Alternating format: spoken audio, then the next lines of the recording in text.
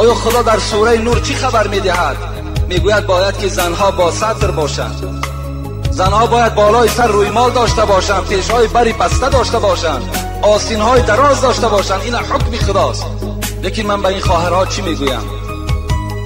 میگویم حضرت مولوی بسیار یک تسکین خوب دادن. گفتن محبان خورده صدسنگی ملامت، تو کی میمانی ای سالک سلامت. این دوستان خدا چی جفاها کشیدن. این زنهای راه اسلام در حالت سطر داشتن، در حالت دعوای اسلامی اونها به شهادت رسیدن، چه عذابها کشیدن. تو میگوید وقتی که با سطر میگردی تو به طعنه میمانی؟ نه، به طعنه نمیمانی. تو را اینها سنگ میزنن، تو را اینها ملامت میکنن.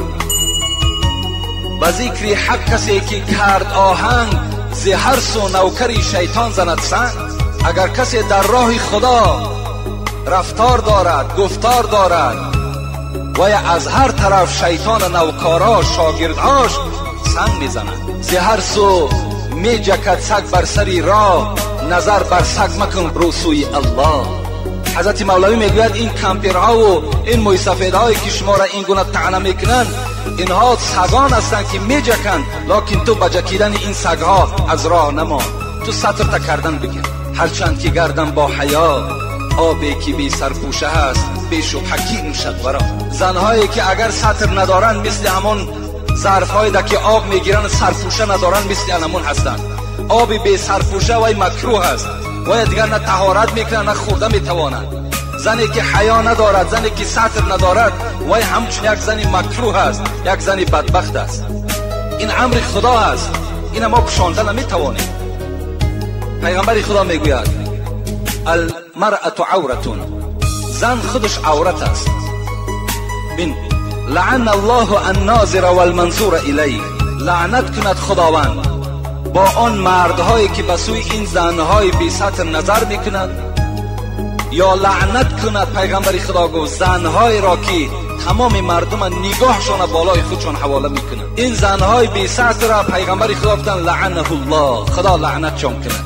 اینا در لعنت خدا گرفتار هستند. این سخن نه حاجی است، نه شیخ است، نه بافته. اینجا یک برادرم سوال کرده است که میگویند که همین سطر ما را طعنه میکنند که این سطر از ایرانیا است، این سطر از افغان هاست. این نه از ایرانی است نه از افغان هاست، این نه ساخته ملا است نه ایشان است نه شیخ است. این آیت قرآن است، این حدیث های پیغمبر خداست. قدرت نداری برای مهیا کردن خواهر و مادر رو طعنه نکن، بلکه افسوس بخور، بلکه پشیمان شو که چرا من قدرتی ندارم که زنی من با سطر گردم. پشیمان شو که چرا خواهری من بی سطر است. این دا پشیمان شو، طعنه نکن. طعنه میکنی خداوند انشاءالله زبانی تا بریده میکنه.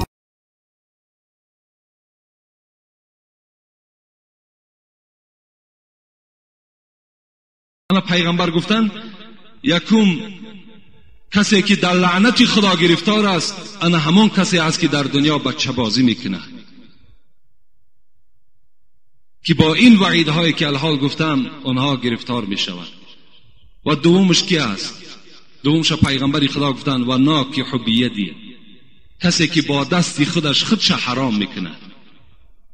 اینها هم گفتن در لعنت خدا گرفتار هستند و روز قیامت از عذاب خدا خلاص نیستند.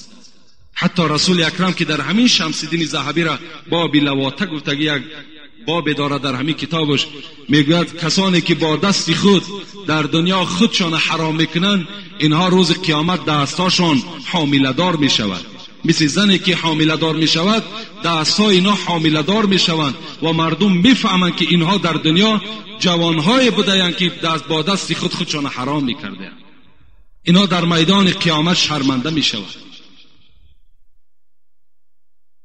رسول اکرم میگوید کدام جوانی که یا معشر الشباب من استطاع منکم باءة فلیتزوج، کدام ای جوانی که کدام قدرت دارین، پیغمبر گفتن شما زن گیرید، فانه احسن للبصر اغض للبصر و احسن للفجر، زیرا که ناموس شما را، این زنداری شما، چشم شما را، ناموس شما را محافظت میکنه و من لم یستطع، پیغمبر گفت کدام جوانی که اگر قوت زن گرفتن ندارد فعلیه بالصوم فانه له وجاء. این بخاری روایت کرده است. پیغمبر گفتند که مادام جوانی که قوت زن گرفتن ندارد با دست خودش را حرام نکند بلکه وی روزه گیرد. گفتن پیغمبر زیرا روزه گفتند وی را شهوتش را میشکند، شهوتش را نابود میکند. این است توصیه پیغمبری خدا برای ما و شما. السلام علیکم و رحمت الله. بابای حاجی، من یک مخلص اشدی شما هستم. یک سوال دارم، التماس جواب دهید. من یک جوان خدا ترس هستم. حاضر به کجایی که خواستگاری روی بسیار سر و پاه میفرمایند، دست ما نمیرسد. نفس خود را در زندان کردیم. یک دختر مرا دوست می‌دارد و مرا میگوید که مرا گرفته ببر به خانه‌تان، بعدا نکاح میکنیم. من همین خیال کنم در نزد خدای خود گناهگار میشوم یا نه؟ التماس جواب دهید که بسیار ضرور است. البته انسان گناهگار میشود وقتی که این یک حساب جنایت است. وقتی که شما مثال یک دختری که وی پدر دارد، مادر دارد، پدر و مادر وی قدر دارد، قیمت دارد و یا یک چند نفر انسان ها میشناسد، وقتی اگر تو دختری وی گرفته و به خانه میاری و بعدا نکاح میکنی، میدونی چند قدر در یک برادر مسلمان اینقدر دلازاری پیدا میکنی، آبروی یک برادر تا پس میکنی.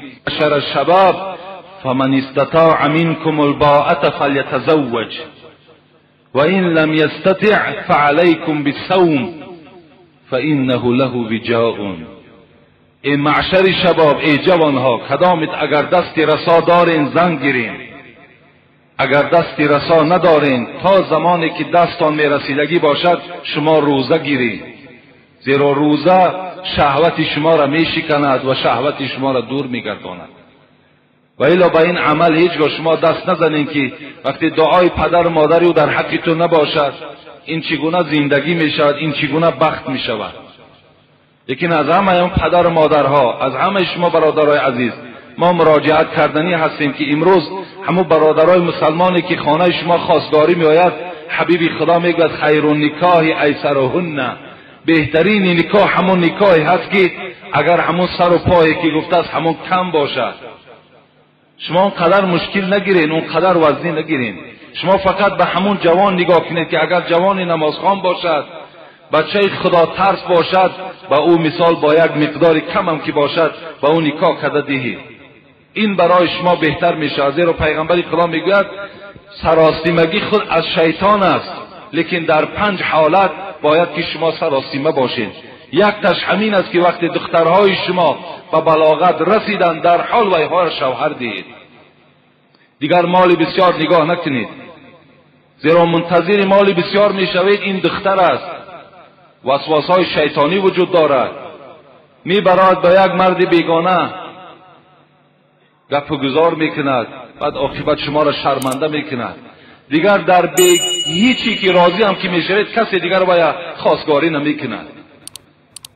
از این خاطر با همون مال کم هم که باشد، جوانی خوب باشد، جوانی اگر عملهای صالح داشته باشد دهید، انشاءالله شما ثواب بگیرید، بسیار نیک میشود.